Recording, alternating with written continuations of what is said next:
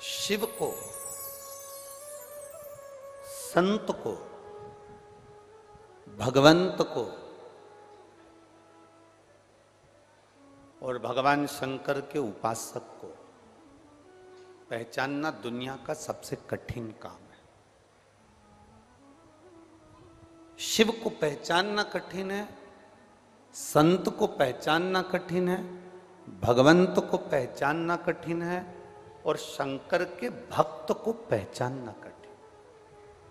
दुनिया का सबसे कठिन काम है इनको जानना।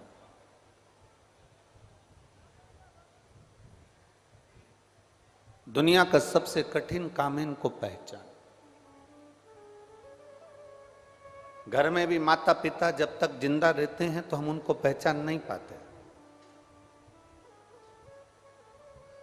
जब वो माता पिता चले जाते हैं ना, तब 2 अगरबत्ती लेके सुबह शाम अगरबत्ती घुमाते रहते हैं और बाद में जब मर जाएं तो इतना बड़ा फोटो टांग के उनको खीर और पूड़ी मुंह में चिपकाते रहते हैं। और वो खीर पूड़ी भी एक बार चिपकाते हैं, पूरी साल चिपकी रहती है। तुम इतने भी होशियार नहीं हो कि रोज चिपकाओगे, रोज निपटा जाओगे पर चिपकाओगे नहीं हो? बहुत कठिन।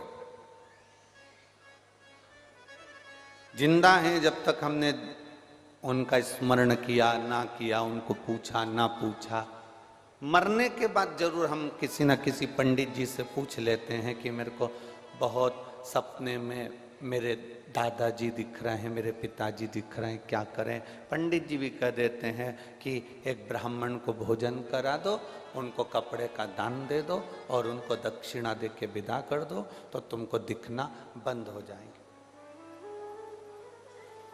हमारा निवेदन केवल इस शिव महापुराण की कथा से इतना सा रहता है कि मरने के बाद आप किसी को भोजन कराएं वो एक अलग विषय हो जाता है, मरने के बाद आप किसी को सम्मान दें वो एक अलग विषय हो जाता है। शिव पुराण कहती है कि जब तक माँ बाप जिंदा हैं उनकी इतनी सेवा कर लो कि फिर वो स्वप्न में भी आकर आशीर्वाद देकर जाएं कि दूधो नहाओ पूतो।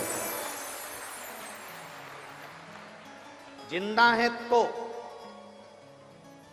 माता पिता की सेवा जिसने कर ली उसको आशीर्वाद मरने के बाद भी मिलता रहता है। गुरु की सेवा जिसने जिंदा जी कर ली उसका आशीर्वाद उनके प्राण त्यागने के बाद भी मिलता रहता है। ये गोविंद जी कांडा और गोपाल जी कांडा को देखकर सीख लेना।